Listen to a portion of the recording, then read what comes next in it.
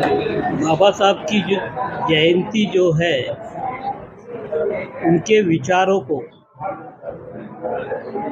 जब तक हम उनके विचारों को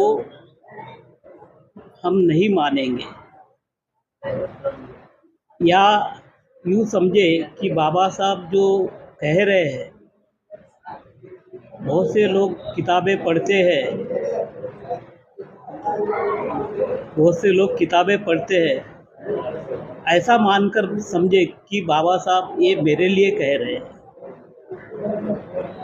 अगर वो मान ले कि भाई ये बाबा साहब ने मेरे लिए ही कहा है, तब जाके परिवर्तन हो सकता है। क्यों? इसका एक एग्जाम्पल जो है, प्रोफेसर अगर पढ़ाता है, विद्यार्थी उसको अपनाता है और फिर वो पेपर में लिखता है, तब पास होता है।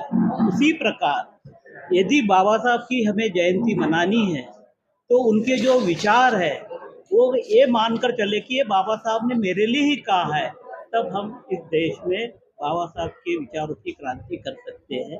यही मेरा बाबा साहब की जयंती मनाने का, इस तरीके से मनाएंगे और इस तरीके से आत्मसात करेंगे, तो बाबा साहब का जो प्रबुद्ध भारत का जो विचार है, वो सही तरीके से कामयाब हो सकता है।